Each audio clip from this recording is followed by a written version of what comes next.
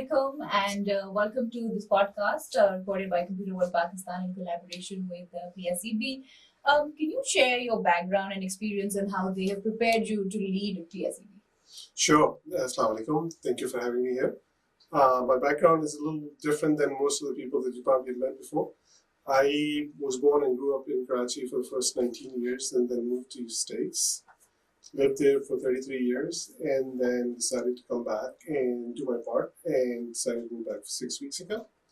And now I joined the Access Software Board as a CEO. How did I got prepared for that is very simple. I think after spending that many years working, I was always on the other side of the industry where I was actually getting things done here. And I saw the immense potential that the country has and the youth of the country has. And I thought I would just give it a shot, having that exposure to bring it back. All right. And what would you say is the overall mandate of PSEB as it stands today?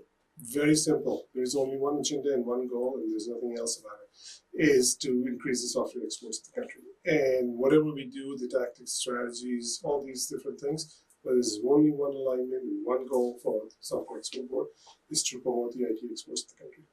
All right. What is your assessment of the developments in the last few years, especially with regards to the scale of digitization in both, the public sector as well as the private sector? And I think bringing your global experience to a local market, and I always say this, that no matter where the economy is going, technology exports is one thing which continues to grow, no matter what's happening around the world. Yeah.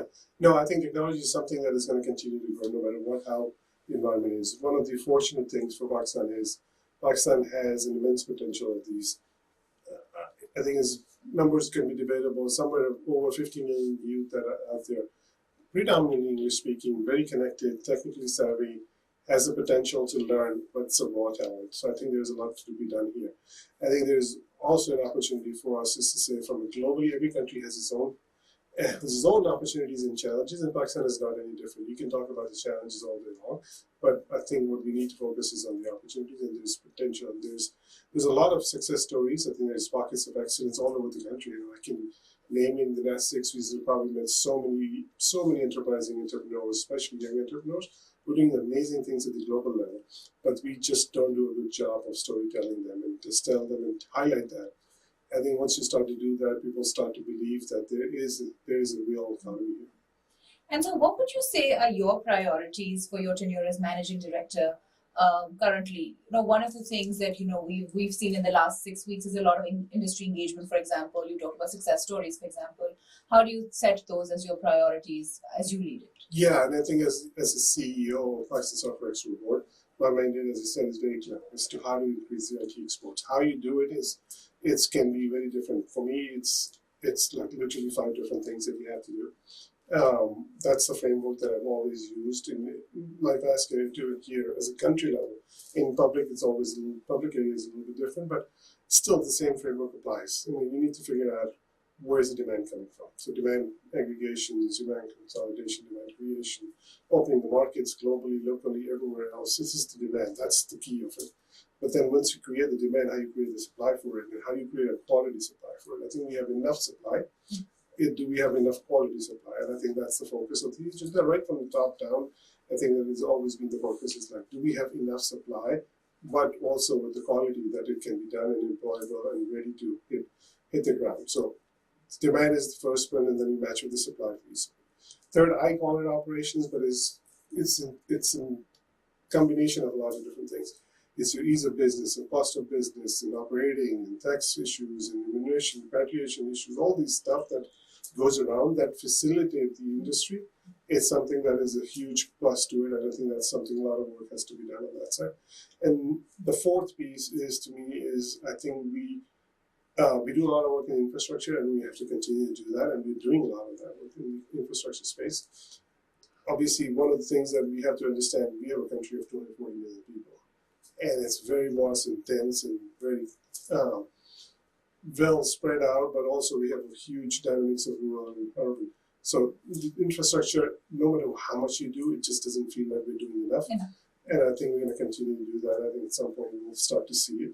But there's a lot of infrastructure work that is going on. We can talk about those infrastructure stuff. And the last piece, which I think is absolutely critical, is communication, storytelling, branding, marketing, all that stuff. I think one of the impediment to for a hyperscale growth is our branding piece and our marketing piece and our storytelling. That comes with a lot of work. It's a long game, but the success, highlighting the success stories, enabling these companies to do better and more, take the risk, help them grow, take them out into the global markets is all part of the branding piece. How do you say, everyone is now eyeing the $10 billion export. What does the roadmap look like? How far are we from? Yeah, that's an interesting. By the time you probably asked this question, it's now 15 billion. So the goal is to hit the 15 billion. That's comes down from right from the top from Prime Minister to everybody else talks about this $15 billion IT software export. There's other elements to it which makes it a $25 billion target, but IT software export is to be targeted as 15 billion. I think we've started to put the framework down for that also, and I think we understand that it is not going to be one thing that will just pick this from 3.2 to 15 in 5 years. So you have to build these building blocks for it. And I think for us, is again, the same framework applies. How do you create, once you create the supply and quality supply, the demand gets auto-generated in some ways, and then we have to go out and create the demand for it. So we build a roadmap for it. It's very simple math, and I'll just give you a few examples to say, today our software services companies, to major software houses as well as we have about 25,000 SAP registered IT companies. And some are larger, some are smaller relative, but we have about 170,000 people that are employed in these software houses. In average, you can get somewhere between $1,000 to $1,200 a month that they earn, and then just an average number.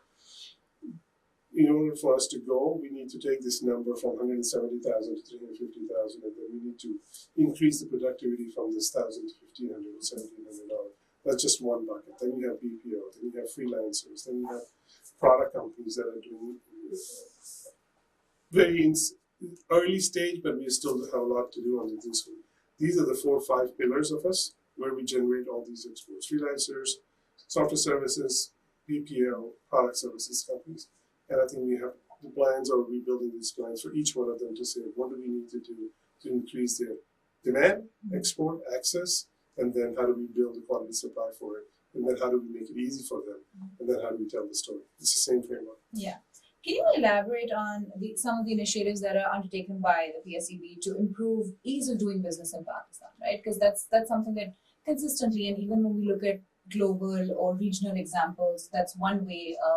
It's lesser market barriers. So yeah, so I think I'll just say from the front, coming from outside, coming in, there's a lot of potential to improve. Yes, but even right now, we have about close to 9,000 registered PSAT companies, right? Which is basically means once you're registered with Pakistan Software Support, you enjoy the benefits of it. One is you get the extra tax subsidy, right? Everybody, software exports in general is taxed at about 1%, but if you're registered, you get 0.25. So that's big enough margin for people to say, I can save a lot of money from that. Then we are the advocacy for them. We do, on their behalf, work with a lot of these organizations out there in the industry, Pasha being one, Pafa being others. Anybody who has the same goal, they all have the same goal, is one thing. It's the beauty of all of this is there's only one goal to this. How do we increase the software IT exports? Mm-hmm. And for that, any organization that aligns with that, we support that. If there are people who are doing in the private sector and opening up these centers where they can house these, subsidize or house these software resources, and they can connect to the world and create exports, we are all for it. We're going to do that. So I think there's a lot of these potential that we can do this. We do the policy advocacy on behalf of the industry. We work with the industry a lot, and we create the skills program based on that. What are the needs? One of the program which was very successful, which was done this year, was we worked with the industry, by the industry, created by the courses were created by the industry, delivered by the industry to the industry professional. And the number of people, I think if I quoted, it's about 4,000 people that we trained, and 3,200 of them were employed right after the training. So it's about 80% of that employability, which is pretty decent and a good successful number. So these are the type of programs that we help create, and then we engage with the private sector and the industry to execute some of those. So on the flip side, let's also talk about some of the facilitations Mm-hmm. made for freelancers? Because that's another big area, especially in Pakistan, right? Yeah. Freelancers is good. It's a tremendous opportunity. I think it solves two purposes. I always say when I walk in, this is freelancers is, there's a small ticketed items, but I says there's a second part to it. I think there's two. One is we have a two-dimensional problem. One is we need to increase the software exports, but then we also have to employ these youths that are out there in the market that are doing this. It's freelancer opens up a huge of that opportunity. So they may make maybe $200, $300 a month, but they're employed, they're doing something, they're skilled, and they can grow from there. So for us, enabling the freelancers is huge. Some of the programs I can be listed, quite a few of them. We open software technology parks, as you know, probably know that. We have about 43 of them. We house them. We have freelancers sitting in those, and they get free subsidized range, they get free internet. This is one of the centers that is sitting here that they get the free internet for a year so they can get set up and get going. We also initiated the Euroscar project, which is also a smaller centers, about 5,000 to 10,000 square feet, which has also the freelancers. So anybody can come in, who qualifies and has this, can come in, has a space, can have the internet 24/7 uninterrupted power available to them. All they have to do is to come into the ecosystem, work with the others out there, and be productive.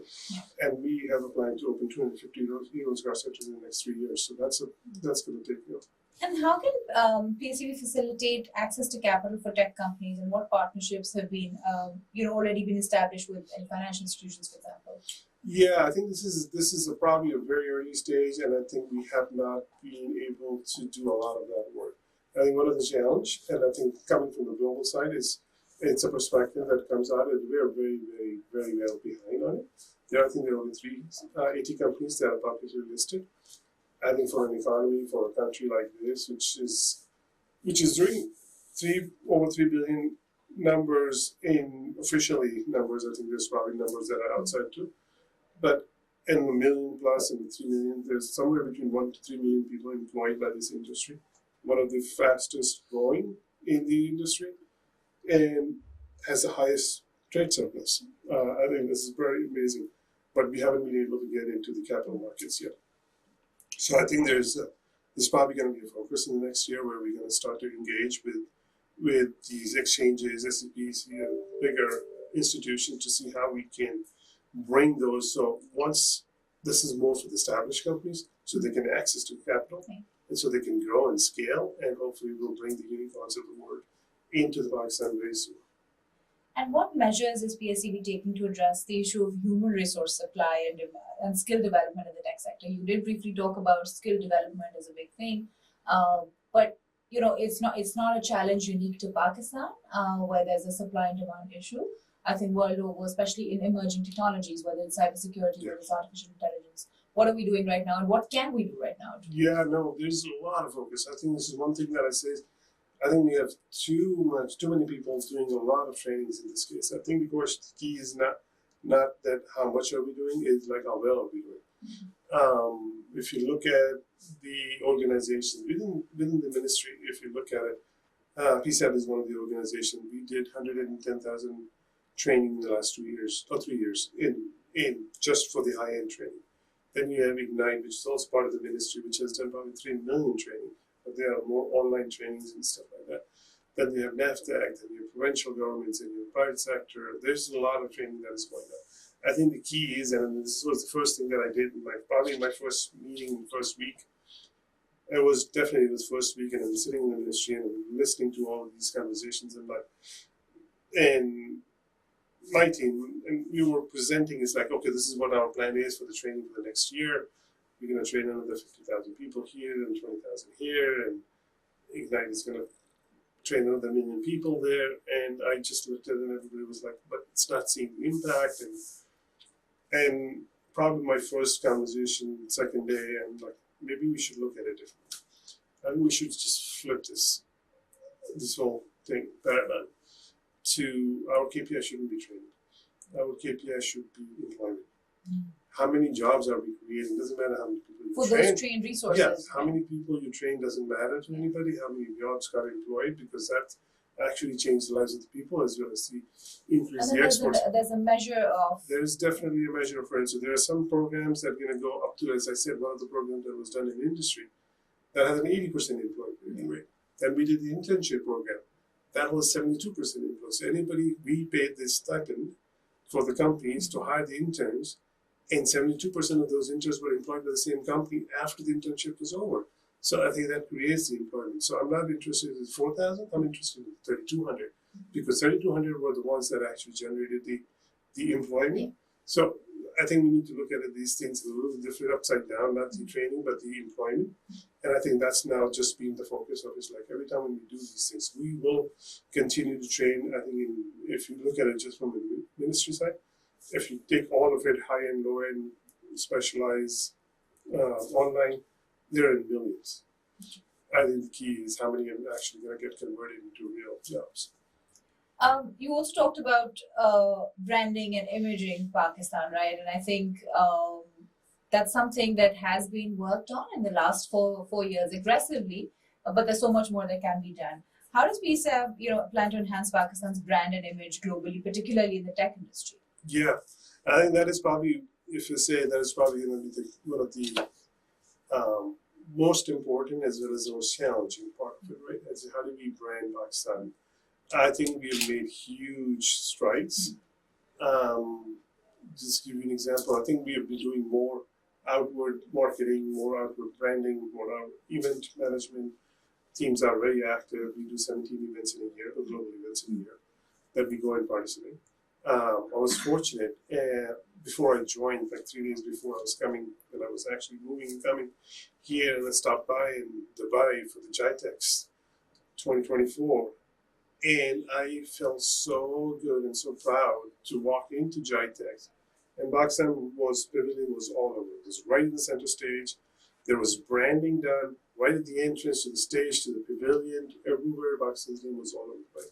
There were 88 companies that were exhibiting in GITEX. And the main launch, where they call it Connection Launch, was all branded with Pakistan. So I think you can feel that Pakistan has arrived in Dubai. And then it was very heartening to see when we actually won the award of the Tech Destination of the Year in Japan. That was the first time this has happened. So I can't take the credit for it. Obviously, the team did a lot of work on that, building up to it. I think that's the momentum we need to continue. That, to me, this was the first time when I attended a conference where I felt Pakistan was there and has arrived in this global destination. Yeah. Yeah, no, it has a tremendous momentum. As I said, when you walked in, you can't miss it. It was right there, very well done, presented, branded. So you can't miss it if you're walking in, and there were like, I think, 20,000. Obviously, about 20,000 plus people that were walking in from these gates every day from there. And you can't miss it. I mean, it was just right there. When you enter the building, you cannot miss this huge Pakistan. There was a box that was done, so it was pretty obvious. I think but again, what I am always into it is like not the effort, the output. And it's like, okay, great effort, but what's the output? What's the impact? You can train as many, but how many you employ? You can spend as much in marketing, what did you do? I'm very happy to see that even for this year, I think it's only 5 months now for this year, for our fiscal year. We've done 9 events globally, including GITEX. And every time we spend $1 in any of these events, we usually get 40 plus back in committed revenues, projects that are signed by the companies that we subsidize to be present there. They walk away with signed contracts, and this is a very healthy number, and we want to keep that momentum, and we want to accelerate that. And I think this is just a direct one. But imagine I think we only took about an hour subsidized pavilion, or what we call it, where we supported the companies. There were about 20, but there were about 60 others, or 70 other companies that were in the pavilion, they were in the exhibition, which was getting the benefit of a Pakistan. So it's not just about those companies that we did, it created a halo effect for a lot of other companies. Who were just present. Yeah. It was just there. So I think this is all branding, right? You can help with these specifically 20 companies, but you actually help the whole Pakistan brand from it. I think this is pretty good. I think we're going to continue. I don't think we can talk about specific deals because the companies are very specific. They have their own. We have the numbers and we seal that, I don't think so we can show the client names and stuff. So there's a lot of activity going on in the government level. There's one of the surprise to me was like this how much G2G interaction or government to government interactions are happening. We have a huge presence and action and dialogue and going into Saudi Arabia. So we have signed the MOU, we are following up very, it comes from all the way down. Saudi Arabia, Qatar, UAE, China, Korea, Japan. There are a few other companies that are very actively now doing a lot of different initiatives, including skills building, opening markets, creating companies, bringing companies. So there's a lot of activity going on. I think it's the confidence building. That's what we need to do, is to, and there's one thing if I can tell people, and I've been there outside and I've done this a few times, and we just did another shoot in Karachi, which a global, very global, big global venture capital from $2 billion plus, and they do a global show of the startups, the big 4 startups from Karachi too. So 3 Americans came in and did the shoot in Karachi. And one of the things that came out of it, I was there and saw them, and they travel the world, and they're going to take them to Silicon Valley and award them $1 million award for the best ones. But the beauty of it was 3 people that were there. I spent some time with them. It's like we've been traveling the world for the last 3 months in a lot of different countries, including our neighboring countries. And it says this is the only place we felt so comfortable with the culture and the people of the organization, of the country. And I think that's something that we miss. I always say for the last 25 years that I've been in this industry and I've taken people, you won't believe it until you come and see it. So I encourage everyone to ask your clients, whoever they are, who they're working with, to see if they can come in once. If they actually see it and experience it, their perception changes. There's a different perception in the media out there, in the global media, and even the local media too. But once you come in and spend some time and meet with the people, and the hospitality, you can call it your hospitality, your culture, your food, everything else, it changes the perception. I will give you a quick story. 2006, I brought 4 of my company at that time that I was working for, 4 Americans. They came in and spent a week in Lahore, and they were not coming for the first 5 years that I was working with them.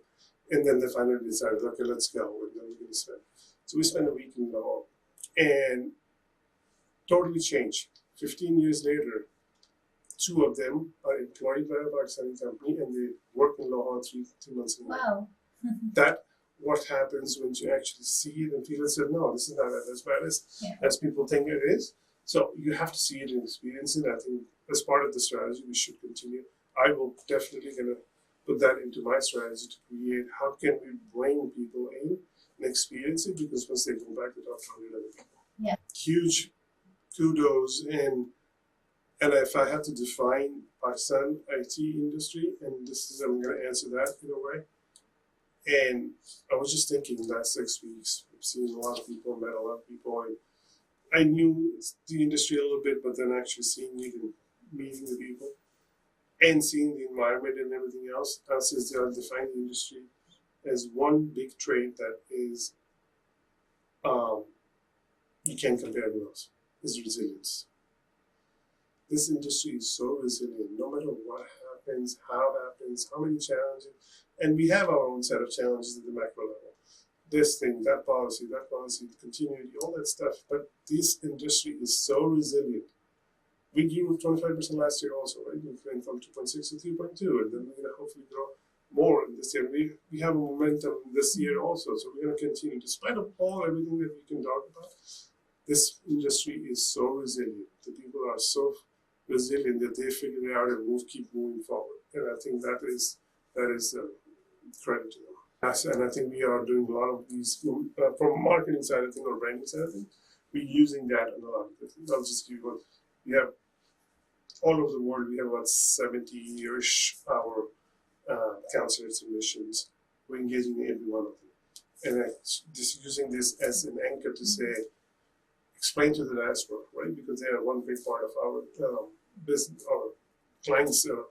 Explain to them that this is what happened, engage with them. Now you're engaging them in a very different way versus the negative side of things. So I think these are probably some of these things. And then the next big conference is LEAP, it's in Riyadh, which is probably going to be our biggest, I think will be the biggest one, even bigger than GenTechs that we have done.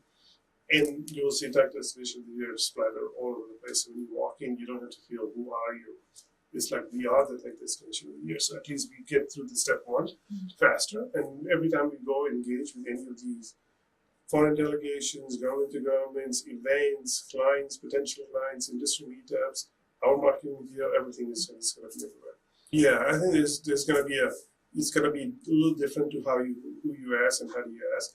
Our primary market is still the US, right? 55% of our exports is still the US. That's the biggest market, will continue to be the biggest market.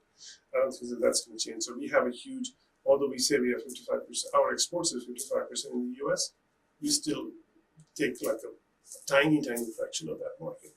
I think the global market is about $5 trillion, and our $3 billion is less than 0.5 or 0.04%, something like that, something very small number. So I think US will continue to be the market that we're going to get to. But at the same time, we need to grow the markets that we have more potential to grow because the base is very low. And one of those huge markets are more on the GCC side.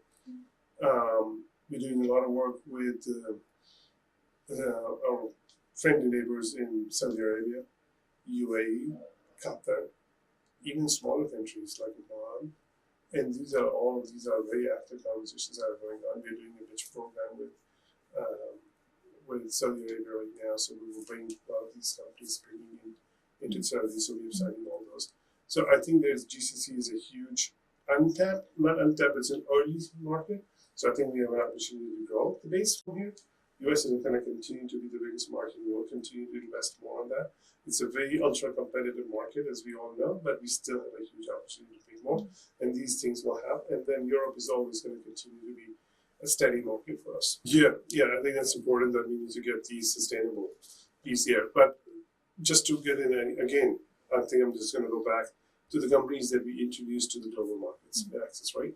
We just don't just take them and then we follow them. Obviously, they're part of it. So we offer all these incentives that are available to every company, benefits, tax benefits. We offer free skills training. We offer different facilities like technology parks and those center. All of these are like government subsidized. So I think these are all these opportunities where we enable them. Now, again, some of these stories that blown away. The young entrepreneur from Lahore who made this email platform, and he was a shy kid. I'm like, you haven't told this. None of these people were sitting. 75 CEOs knew about this, but he built this platform in Lahore. He has 20,000 global customers. Wow. Made in Pakistan. And he says even Harvard University, if you ever apply, the email comes from our platform. Mm-hmm. How many people in this industry ever knew that? Even the people who were sitting in this industry didn't know that. I mean, does people know that 40% of the African stock market runs on a platform that is built in Pakistan, in Lahore, by 100%? I mean, there's many more stories like this. I think so. We work with these people, and we're going to highlight not just to pick and choose one company, is to inspire others to do that. If that person can do this, you can do it too. And I think that's the inspiration that we do and enable. And then we will handle them to wherever we can, however we can, to offer them incentives, as we said, from skills, from infrastructure, from market access, and then G2G now. So there's a lot of potential that we can capitalize on. Yeah, the key challenges, I think everybody knows that we are still, on a macro level, we need to get a little bit more stability to it. So I think that's just a known fact. Nobody has to just go around it to say stability at the top level, consistency of the policies, so people don't feel, and then this confidence building, the trust that it is given that like something will change again in a year or 2 years. I think the consistency of policy is a big deal for the industry. The trust is the big deal, and that's what we need to keep doing this. And PSEB, along with a lot of other organizations that are the advocacy organizations for the industry, are doing a lot of that work to continue this so we can bring this confidence back in the industry. I think US will continue to be the focus, as we know that's where the biggest market is. But I think if I have to pick and choose a region, I want to pick a country, that's probably the GCC. There's a lot of interaction, there's a lot of interest from at the highest level to engage with Pakistani talent. And I think we have this opportunity. One of the things that I'm going to say that to say sometimes we don't have the right execution and the time to do these things. And I think the focus is not that we have the need, we have the demand, we have the people, we just can't execute fast enough. And I think that's the key focus for this year will be is to how do we execute a lot of these opportunities that are in front of us. And GCC will probably going to be the biggest one. We work with most of the organizations, and that's to my surprise. Everybody's here. They're working with, whether it's doing big initiatives with gold banks, ADB, UNESCO. I think these are the ones that have already attended some of these meetings. So I think we are here. We're working with a lot of these different organizations, and I think we'll continue to do that. I think the key is not just engage and do, it's to execute. I think execution is, if I have to pick execution, this will be the tech execution year. Yeah, no, I think thank you for having me. Thank you for sharing this emerging story for Pakistan as like one of the tech destinations, and we're going to continue to do that. But a few things that I think I'll highlight it. Again, coming from an outside, spending so much time outside and looking at the global market and the potential, our talent is as good as anyone else. I can tell you right now. I mean, I've been saying this for a very long time.